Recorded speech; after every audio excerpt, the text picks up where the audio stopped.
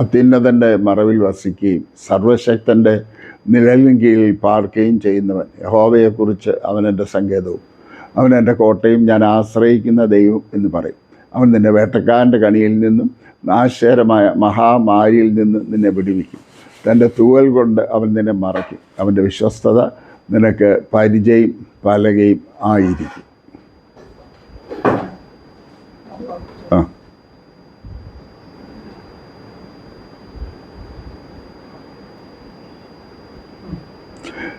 ഇന്ന് ഏപ്രിൽ 2 എൻ്റെ 76ാമത് ജന്മദിനമാണ്. കഴിഞ്ഞ 76 വർഷങ്ങളിലേക്ക് തിരിഞ്ഞു നോക്കുമ്പോൾ ദൈവം നടത്തിയ വിധങ്ങൾ, കൊണ്ടുവന്ന പാതകൾ, ജീവിതത്തിൽ അനുഭവിച്ചതായിട്ടുള്ള അത്ഭുതങ്ങൾ ഒക്കെ ഒരുപാടുണ്ട്. അത് മുഴുവൻ വിവരിപ്പാനായിട്ട് ഞാൻ ഈ സമയം ഉപയോഗിക്കുന്നില്ല. പ്രധാനപ്പെട്ട ആയിട്ടുള്ള 5 ഇൻസിഡൻസ് മാത്രം നിങ്ങളുമായി പങ്കുവെക്കാനായിട്ട് ഞാൻ ആഗ്രഹിക്കുകയാണ്. അഥവാ ഇത് കേൾക്കുന്ന ആർക്കെങ്കിലും എൻ്റെ സാക്ഷ്യം വിശദമായി കേൾക്കണമെന്നുണ്ടെങ്കിൽ ആസാദി ടി വിയിലും അരോമ ടി വിയിലും പ്രൊഫസർ ടി വി അലക്സാണ്ടർ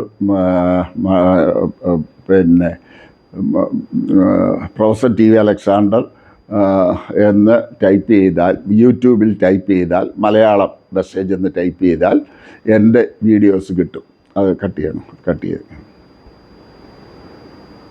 ഇന്ന് ഏപ്രിൽ 2 എൻ്റെ 76ാമത് ജന്മദിനമാണ്. ജീവിതത്തിലെ ഒരുപാട് അനുഭവങ്ങൾ കൂടെ ദൈവം എന്നെ 76 വർഷക്കാലം നടത്തിയിട്ടുണ്ട്. മാനുഷികമായ അസാധ്യമെന്ന് ചിന്തിച്ചതായുള്ള ഒരുപാട് കാര്യങ്ങൾ എൻ്റെ ജീവിതത്തിൽ അനുഭവമാക്കാൻ കഴിഞ്ഞ 76 വർഷക്കാലം എനിക്ക് സഹായിച്ചു. അത് മുഴുവൻ വിശദീകരിക്കാനായിട്ട് ഞാൻ ഈ സമയം എടുക്കുന്നില്ല. അതിൽ പ്രധാനപ്പെട്ട 5 കാര്യങ്ങൾ മാത്രം നിങ്ങളുമായി ഈ ജന്മദിനത്തിൽ പങ്കുവെക്കാൻ ഞാൻ ആഗ്രഹിക്കുകയാണ്. അഥവാ എൻ്റെ സാക്ഷ്യം വിശദമായി കേൾക്കണമെന്നുണ്ടെങ്കിൽ ആസാദി ടി വിയിലും അരോമ ടി വിയിലും professor T V Alexander Malayalam testimony എന്നടിച്ചാൽ നിങ്ങൾക്ക് ഈസി ആയിട്ട് കിട്ടുന്നതാണ്. വിശദമായ ടെസ്റ്റിമണി നിങ്ങൾക്ക് അതിൽ നിന്ന് കേൾക്കാവുന്നതാണ്. ഒന്നാമതായി എൻ്റെ ജനന സമയത്ത് തന്നെ, ഞാൻ ജനിച്ചത് കുമ്പനാട് വർത്രപ്പള്ളത്ത് ചെറിയാൻ മാത്യുവിൻ്റെ മകൾ തങ്കമ്മയുടെയും കുണ്ടറ തുണ്ടിൽ ടി വി ചാണ്ടപ്പള്ളിയുടെ മകൻ കുഞ്ഞുഞ്ഞിൻ്റെയും മൂത്ത മകനായിട്ടാണ്. ആദ്യത്തെ മകനായതുകൊണ്ട് എൻ്റെ ജനനം കുമ്പനാടായിരുന്നു, എൻ്റെ അമ്മ വീട്ടിലായിരുന്നു. ഞാൻ ജനിച്ച് ഏതാനും ദിവസങ്ങൾക്കകം ഏതോ ഒരു മാരകമായുള്ള രോഗം പിടിപെട്ട് ഞാൻ മരിച്ചു എന്നുള്ള അവസ്ഥയിലെത്തി. എന്നെ പുതപ്പിട്ട് മൂടിയതാണെന്നാണ് പറയുന്നത്. അപ്പോൾ എല്ലാവരും എന്നെ കൈവിട്ടു. എൻ്റെ അപ്പച്ചൻ എന്നെ വന്ന് കണ്ടിട്ടില്ല. തൂത്തുക്കുടിയിൽ അന്ന് ജോലിയിലാണ് എൻ്റെ അപ്പച്ചൻ. അപ്പോൾ സ്വാഭാവികമായും എൻ്റെ അമ്മച്ചിയുടെ പ്രാർത്ഥന സ്വന്തം അപ്പൻ വന്ന് ഒന്ന് കുഞ്ഞിനെ കണ്ടിട്ടേ മരിക്കാവുന്നുള്ളതായിരുന്നു. എന്നാൽ എൻ്റെ അമ്മച്ചിയുടെ അപ്പച്ചൻ ചെറിയാൻ മാത്യു, അദ്ദേഹം വർത്തമാന സഭയിലെ ആദ്യ നാളിലെ സൺഡേ സ്കൂൾ സമാജത്തിനൊക്കെ വളരെ മുൻകൈ എടുത്ത് പ്രവർത്തിച്ചതാളുള്ളൊരു ദൈവദാസനാണ്. അദ്ദേഹം ബാംഗ്ലൂർ തിയോളജിക്കൽ കോളേജിൽ നിന്ന് PTH പഠിച്ചതുമായിട്ടുള്ള ആളാണ്. അദ്ദേഹം എന്നെ കയ്യിലെടുത്ത് വെച്ച് പ്രാർത്ഥിച്ച്, കർത്താവേ, ഈ പൈതലിനെ തിരിച്ചു തന്നാൽ നിൻ്റെ വേലയ്ക്ക് തന്നുകൊള്ളാമെന്ന് പറഞ്ഞ് ചോദിച്ച് വാങ്ങിച്ചതാണ് എൻ്റെ ജീവിതം. അങ്ങനെ ഞാൻ ജനനത്തിങ്കൽ തന്നെ ഈ ലോകത്തു നിന്ന് മാറ്റപ്പെടേണ്ടതാണ്. ഞാൻ കഴിഞ്ഞ 76 വർഷക്കാലമായി ഈ ലോകത്തിൽ ജീവിക്കുന്നു എന്നുള്ളത് വലിയ ഒരു അത്ഭുതമാണ്. എന്നെ അന്ന് ട്രീറ്റ് ചെയ്തതായിട്ടുള്ള ഡോക്ടർ, ഞാൻ ചുങ്കത്തറ മാർത്തോമാ കോളേജ് പ്രിൻസിപ്പളായിരിക്കുന്ന സമയത്ത് അദ്ദേഹം അവിടെ യാദൃച്ഛ്യമായി വരാനായിട്ടിടയായിത്തീർന്നു. അദ്ദേഹം മരിച്ചുപോയ ക്രിസ്തോസ്റ്റൻ തിരുമേനിയുടെ ഡയറക്ട് ബ്രദറാണ്. അപ്പം അദ്ദേഹം കാണാൻ വന്നപ്പോൾ ഞാൻ പറഞ്ഞു, ഡോക്ടർ എന്നെ ട്രീറ്റ് ചെയ്തിരുന്നു എന്ന് പറഞ്ഞപ്പോൾ അദ്ദേഹം പറഞ്ഞു, എനിക്ക് വളരെ സന്തോഷം, ഞാൻ ട്രീറ്റ് ചെയ്തൊരു പേഷ്യൻ്റ് ഇപ്പോഴും ജീവിച്ചിരിക്കുന്നു എന്നറിഞ്ഞതിൽ വളരെ സന്തോഷം എന്നൊക്കെ അദ്ദേഹം പറഞ്ഞ് ഞങ്ങൾ ഒത്തിരി സന്തോഷം പങ്കിട്ടു. അതാണ് എൻ്റെ ആദ്യത്തെ അനുഭവം എന്ന് പറയും. ഞാൻ എൻ്റെ പ്രൈമറി വിദ്യാഭ്യാസം കുണ്ട്രയായിരുന്നു. ഏതാണ്ട് 4ാം ക്ലാസ് വരെ എൻ്റെ ലോവർ പ്രൈമറി മുഴുവൻ ഞാൻ കുണ്ട്രയാണ് പഠിച്ചത്. അപ്പം പഠിച്ചതാളുടെ സമയത്ത് അപ്പച്ചന് ജോലി സ്ഥലത്താണ്, അമ്മച്ചിയും മറ്റ് പ്രിയപ്പെട്ടവരൊക്കെയാണ് കുണ്ട്ര വീട്ടിലുള്ളത്.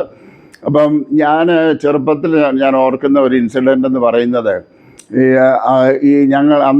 ഞങ്ങളുടെ വീട്ടിൽ ഈ കളിയിലെന്ന് പറഞ്ഞൊരു സാധനമുണ്ട്. ഇപ്പോൾ എത്ര പേർക്ക് മനസ്സിലാവുമെന്ന് അറിയത്തില്ല. ആ കളിയിൽ വലിയ തട്ടുണ്ട്. ആ തട്ട് ഇങ്ങനെ അതിൻ്റെ മുകളിൽ ഇന്നത്തെ ഒരു മച്ച് പോലെ, മച്ചെന്ന് വേണമെങ്കിൽ പറയാം, അല്ലെങ്കിൽ സീലിംഗ് എന്ന് പറയാം. അതേപോലെ അതിനകത്ത് കുറേ ഭാഗം ഇങ്ങനെ ഒരു സീലിംഗ് പോലെ ആക്കിയിട്ടുണ്ട്. അതിനകത്ത് കച്ചിയൊക്കെ വിളമ്പിയിട്ടുണ്ടാകും. സാധാരണ കോഴികളൊക്കെ കയറി അവിടെ മുട്ടയിടുന്നു. അപ്പം ഞാൻ അവിടെ കോഴി മുട്ടയിട്ട ശബ്ദം കേട്ടു. ഓടിച്ചെന്ന് ഞാൻ അവിടെ ഒരു ഏണി വെച്ചിട്ടുണ്ട്. ആ ഏണിയിൽ കയറി ഞാൻ മുകളിലെത്തുകയും ആ ഏണി അങ്ങ് തെറ്റി ഞാൻ തലയടിച്ച് പുറകോട്ട് വീഴുകയും ചെയ്തു. ഏതാണ്ട് ഒരു 10-12 അടി ഉയരത്തിൽ നിന്നാണ് ഞാൻ താഴേക്ക് വീണത്. ഞാൻ തലയടിച്ച് വീണു. എൻ്റെ ഇത് വീഴുന്ന ശബ്ദം എല്ലാം കേട്ടിട്ട് അമ്മച്ചി നെഞ്ചത്തടിച്ചുകൊണ്ട് ഓടി വന്നു. അമ്മച്ചിയുടെ മിന്നുമാലയൊക്കെ പൊട്ടിത്തെറിച്ച് പോയി. എന്നെ പെട്ടെന്ന് എടുത്ത് കിണറ്റിൻ്റെ കരയിലേക്ക് കൊണ്ടുവന്ന് ശക്തമായ കിണറ്റിൽ നിന്ന് പച്ചവെള്ളം തലവഴി പല പ്രാവശ്യം ഒഴിച്ചു. അതിനുശേഷം ചൂട് പാലിൽ പച്ചമുട്ട അടിച്ചു തന്നു. ഞാൻ കുടിച്ചതൊക്കെ ഞാൻ ഓർക്കുന്നു. അന്ന് അത്രയൊക്കെ ഉള്ളൂ ട്രീറ്റ്മെൻറ്റ്. ഞാൻ ഇന്ന് ഓർക്കുകയാണ്, ആ എൻ്റെ പുറവശം അടിച്ച വീണ വീഴ്ചയിൽ ബ്രെയിൻ ഹെമറേജ് വന്ന് ഞാൻ ഈ ലോകത്ത് നിന്ന് മാറ്റപ്പെടേണ്ട വ്യക്തിയാണ്. പക്ഷേ അതിൽ നിന്നും ദൈവദൂതന്മാർ എന്നെ കാത്തു. ഒരാപത്ത് ഉണ്ടായെങ്കിലും അവൻ്റെ ഉള്ളംകരങ്ങൾ എന്നെ വഹിച്ചു. ഒരനർത്ഥവും അത് മുഖാന്തരം പിന്നീടുണ്ടായി എന്ന് പറയാനായിട്ട് ഇടയായി തീർന്നിട്ടില്ല. മൂന്നാമത് ഞാൻ ഓർക്കുന്ന ഒരു ഇൻസിഡൻ്റ് എന്ന് പറയുന്നത്, ഞങ്ങളുടെ വീടിൻ്റെ പുറവശത്ത് വീട് പണിയാൻ തന്നെ കല്ലുകൾ കൊത്തിയെടുത്ത ചെങ്കല്ല് കൊത്തിയെടുത്തതാളുടെ വലിയ കുഴിയുണ്ടായിരുന്നു. അപ്പോൾ ഈ കുഴിക്കകത്ത് ഈ പറങ്ങിമാവിൻ്റെ പൂത്ത കായാകുന്ന സമയത്ത്, പറങ്ങണ്ടിയുടെ സമയമാകുമ്പോൾ ഈ വവ്വാലുകൾ അവിടുന്ന് ഇവിടുന്നൊക്കെ പറങ്ങണ്ടികൾ ചപ്പി കൊണ്ടുവന്ന് ഈ കുഴിക്കകത്ത് കൊണ്ടിടും. അപ്പം ഞങ്ങൾ കുഞ്ഞുങ്ങളുടെ ഒരു പ്രത്യേക ഒരു ഇതാണ് അന്ന്. ഇത് പറങ്ങണ്ടി എടുത്ത് അടുത്ത് മാർക്കറ്റുണ്ട്. ആ മാർക്കറ്റിൽ കൊണ്ട് വിറ്റാൽ മുട്ടായിയും അതും ഇതൊക്കെ കിട്ടും.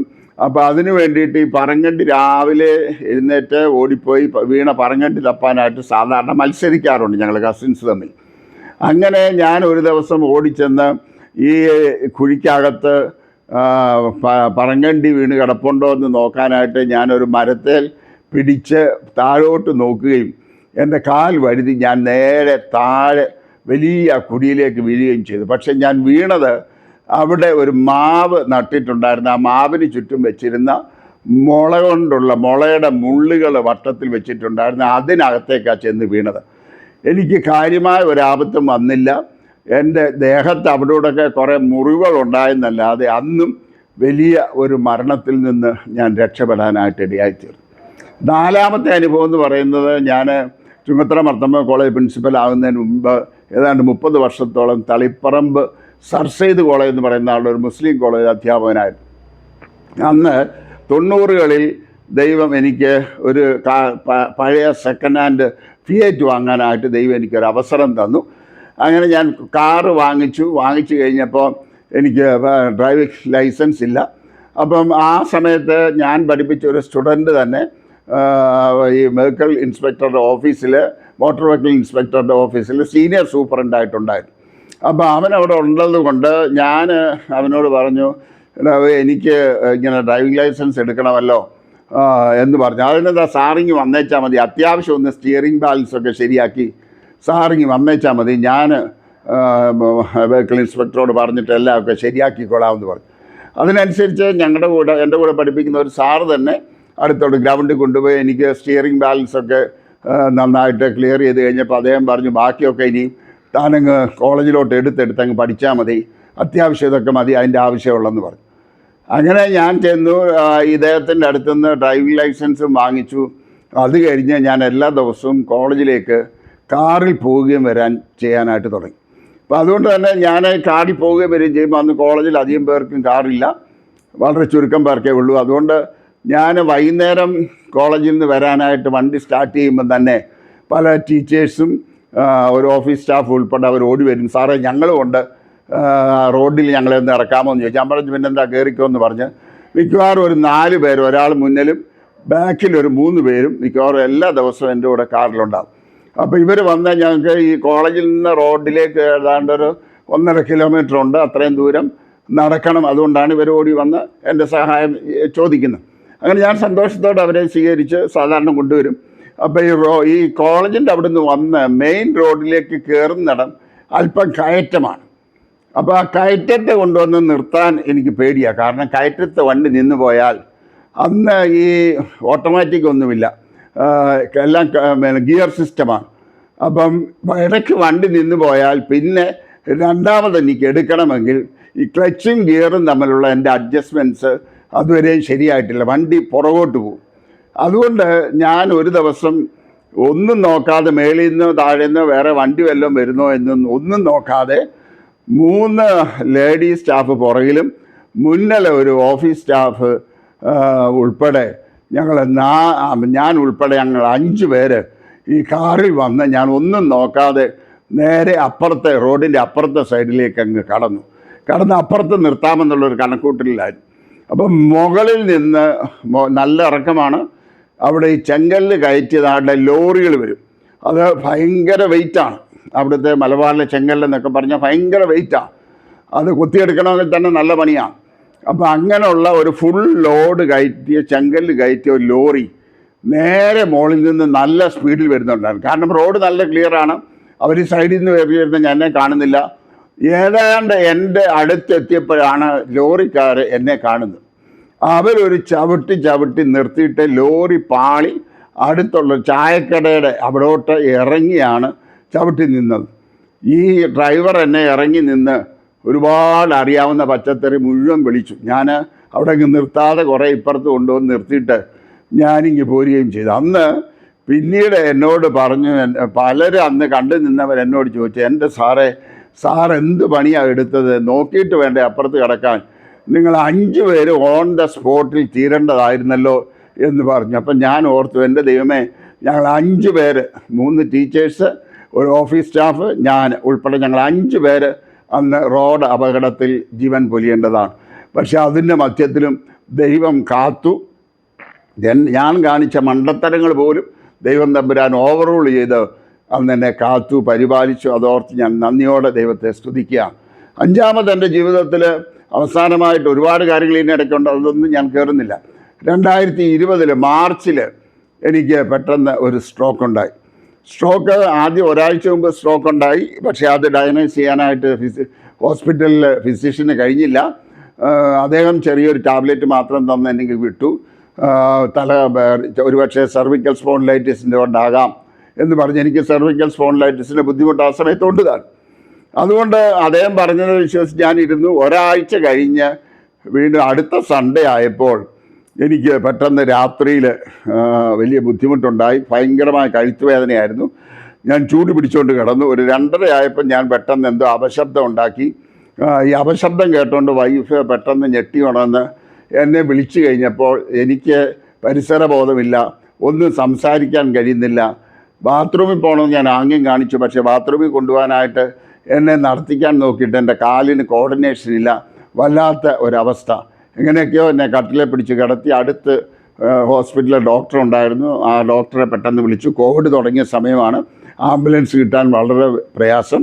ആ ഡോക്ടർ തന്നെ പെട്ടെന്നൊരു ആംബുലൻസ് അറേഞ്ച് ചെയ്ത് എന്നെ റെനൈ മെഡിസിറ്റിയിലേക്ക് വിട്ടു. അവിടെ ചെന്ന് ഉറങ്ങിയ ഉടനെ തന്നെ അവരെ MRI എടുത്തു. MRI എടുത്തു കഴിഞ്ഞിട്ട് പറഞ്ഞു, പിന്നെ സ്ട്രോക്ക് തന്നെയാണ്, ഒരാഴ്ച മുമ്പ് വന്നതും സ്ട്രോക്കാണ്, നിങ്ങൾ ഒരാഴ്ച കഴിഞ്ഞു പോയി, അതുകൊണ്ട് ഇനിയിപ്പോൾ ഇഞ്ചക്ഷൻ എടുത്തിട്ട് കാര്യമില്ല, നമുക്ക് ഏതായാലും ICUയിൽ അഡ്മിറ്റ് ചെയ്ത് ഒബ്സർവേഷനിൽ വെക്കാം, മരുന്നുകൾ കൊണ്ട് നമുക്ക് നോക്കാമെന്ന് പറഞ്ഞു. അങ്ങനെ എന്നെ ICUയിൽ അഡ്മിറ്റ് ചെയ്തു. അവിടെ ICUയിൽ അഡ്മിറ്റ് ചെയ്ത് എൻ്റെ 71ാം പിറന്നാൾ ICUയിൽ വളരെ ആഘോഷമായിട്ട് ഞങ്ങൾ ആഘോഷിച്ചു. മോന് നല്ല ഫോറിൻ മിഠായിയൊക്കെ വാങ്ങിച്ചുകൊണ്ട് വന്നു. അത് എല്ലാവർക്കും ഒക്കെ കൊടുത്തു. എല്ലാവരും സിസ്റ്റേഴ്സ് എല്ലാം കൂടെ എനിക്ക് ഗെറ്റ് വെൽ ഒരു കാർഡൊക്കെ തന്നു. വളരെ സന്തോഷമായിട്ട് ക്രിസ്മസൊക്കെ എൻ്റെ ബർത്ത്ഡേ ഒക്കെ ആഘോഷിച്ച് അന്ന് രാത്രി ആയപ്പോൾ പെട്ടെന്ന് എനിക്ക് ഈ ICU സൈക്കോസിസ് എന്ന് പറയുന്ന ഒരു പ്രശ്നമുണ്ട്. അത് ഈ ICU സൈക്കോസിസ് എന്ന് പറയുന്നത് നമുക്ക് സ്ഥലകാല വിഭ്രമമാണ്. നമുക്ക് എവിടെ കിടക്കുന്നത് നമ്മളറിയത്തില്ല.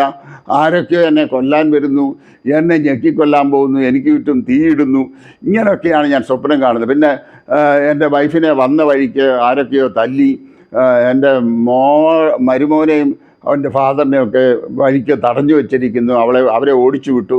ഇതൊക്കെ ഞാൻ അങ്ങ് ശരിക്കും കാണുന്നത് പോലെ കാണുകയാണ്. അങ്ങനെ ഈ അവസ്ഥയായപ്പോൾ ഞാൻ വയലൻ്റ് ആകാനായിട്ട് തുടങ്ങി. ഞാൻ വയലൻ്റ് ആകാൻ തുടങ്ങിയപ്പോൾ സിസ്റ്റേഴ്സ് വൈഫിനെ വിളിച്ചിട്ട് പറഞ്ഞു, ഞങ്ങൾ അപ്പച്ചനെ കെട്ടിയിടാൻ പോകുക, അപ്പച്ചൻ വയലൻ്റ് ആകുന്നു. അതുകൂടെ കേട്ടപ്പോൾ ഇവളാകപ്പാടെ വിഷമിച്ചു. എന്നാൽ അവർ ഒന്നും പറഞ്ഞില്ല, ഇത് ICU സൈക്കോസിസ് ആണെന്നൊന്നും പറഞ്ഞില്ല, പേടിക്കാനില്ല എന്നൊന്നും അവർ പറഞ്ഞില്ല. ഏതായാലും വല്ലാതെ വിഷമിച്ചതാണുള്ള ദിവസം. അതിൻ്റെ കൂടെ 3rd ഡേ ആയപ്പോൾ എനിക്ക് ആസ്പിറേഷൻ ന്യൂമോണിയ അടിച്ചു. ആസ്പിറേഷൻ ന്യൂമോണിയ അടിച്ചു. എൻ്റെ 2 ലങ്സും ക്രിട്ടിക്കലായിട്ട് അഫക്റ്റഡായി. ആദ്യത്തെ ആൻറ്റിബയോട്ടിക്ക് എനിക്ക് അലർജി ആയിപ്പോയി. രണ്ടാമത്തെ ആൻറ്റിബയോട്ടിക് എനിക്ക് ഫലിച്ചില്ല. അപ്പോഴത്തേക്ക് ഡോക്ടേഴ്സ് എല്ലാം വളരെ വിഷമത്തിലായി. ഇനി രക്ഷയില്ല എന്നുള്ളൊരവസ്ഥയിൽ, ഏതാണ്ട് എഴുതിത്തള്ളിയ അവസ്ഥയിലേക്ക് ഞാൻ മാറ്റപ്പെട്ടു. മൂന്നാമത് ആ സമയത്ത് ഈ ലോകമെമ്പാടുമുള്ള അനേകർ എനിക്ക് വേണ്ടി പ്രാർത്ഥിച്ചു. പ്രത്യേകിച്ച് EU ബാക്ക്ഗ്രൗണ്ടിലും ഞാൻ ദൈവകൃപയിലേക്ക് നടത്തിയ അനേക കുഞ്ഞുങ്ങൾ ലോകത്തിൻ്റെ നാനാഭാഗങ്ങളിൽ നിന്നും വൈഫിനെ വിളിച്ച്, മോനെ വിളിച്ച് ഒത്തിരി ധൈര്യപ്പെടുത്തി അവരുടെ പ്രാർത്ഥന അഷ്വർ ചെയ്തു. വളരെ വിഷമിച്ചതാണുള്ള രംഗങ്ങളാണ്. അത് കഴിഞ്ഞ് പിന്നെ മൂന്നാമത്തെ ആൻറ്റിബയോട്ടിക് ഫലിച്ചു. ആസ്പിറേഷൻ ന്യൂമോണിയയിൽ നിന്ന് ഞാൻ ക്രമേണ പുറത്തു വരാനായിട്ട് തുടങ്ങി. പക്ഷേ എൻ്റെ തൊണ്ട മസിൽസ് മുഴുവൻ വീക്കായി പോയിരുന്നു. കാലിൻ്റെ കോർഡിനേഷനും കുറേ ബുദ്ധിമുട്ടുണ്ടായിരുന്നു. എന്നാലും അതിനേക്കാൾ വലിയ ബുദ്ധിമുട്ട് എനിക്ക് ഒരു തുള്ളി വെള്ളം പോലും ഇറക്കാൻ കഴിയാത്ത അവസ്ഥയിൽ എൻ്റെ തൊണ്ട മസിൽസ് ആയിപ്പോയി. 1.5 മാസത്തോളം ഞാൻ വീട്ടിൽ വന്നതിന് ശേഷം നെയ്സൽ ഫീഡിങ് ആയിരുന്നു. ഗുളികകളും മറ്റുള്ളതെല്ലാം ദ്രവരൂപത്തിൽ എനിക്ക് ട്യൂബ് വഴി വൈഫ് ഇറക്കിത്തരണം. അത് വളരെ ക്ഷമയോടെ സാവകാശത്ത് ചെയ്യണം. വളരെ വിഷമിച്ചതാണ് ദിവസങ്ങളാണ്. പതുക്കെ ഞാൻ അതിൽ നിന്ന് പുറത്തു വരാനായിട്ട് തുടങ്ങി. പതുക്കെ പിടിച്ച് നടക്കാനും അങ്ങനെ ഇന്ന് അത്യാവശ്യം നടക്കാനുമൊക്കെയുള്ള ബലം എൻ്റെ കാലുകൾക്ക് ദൈവം തന്നു. അന്ന് വാസ്തവത്തിൽ ഞാൻ 11 ദിവസം ICUയിലും 7 ദിവസം ജനറൽ വാർഡിലും 18 ദിവസം കിടന്നിട്ടാണ് ഹോസ്പിറ്റലിൽ ഡിസ്ചാർജ് ചെയ്ത് വന്നത്. 1.5 മാസത്തോളം നേസൽ ഫീഡിങ് ആയിരുന്നു. പതുക്കെ നടക്കാനായിട്ട് തുടങ്ങി. പിന്നീട് അല്പാൽപ്പം ചെറിയ ഭക്ഷണം കഴിച്ച് അങ്ങനെയാണ് എൻ്റെ സിറ്റുവേഷനൊക്കെ ഇമ്പ്രൂവ് ആയി. അപ്പം അങ്ങനെ വലിയൊരു മാരകമായിട്ടുള്ള രോഗത്തിൽ നിന്ന് ദൈവം അന്ന് എന്നെ വിടുവിച്ചതാണ്.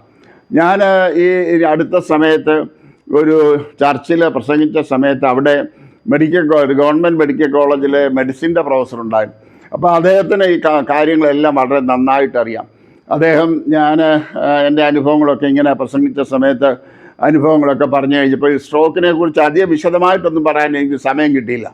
അപ്പോൾ അത് കഴിഞ്ഞപ്പോൾ ഈ ഡോക്ടർ എഴുന്നേറ്റ് ചോദിച്ചു, സാറിന് വന്ന സ്ട്രോക്ക് എന്താണെന്ന് നിങ്ങൾക്കറിയാമോ? അദ്ദേഹം പറഞ്ഞു, ലാറ്ററൽ മെഡുല്ല സിൻഡ്രോം എന്ന് പറയുന്ന നാട്ടിലെ ഒരു അസുഖമാണ്. അദ്ദേഹം അതിന് വേറൊരു ഓമനപ്പേരാ പറഞ്ഞു.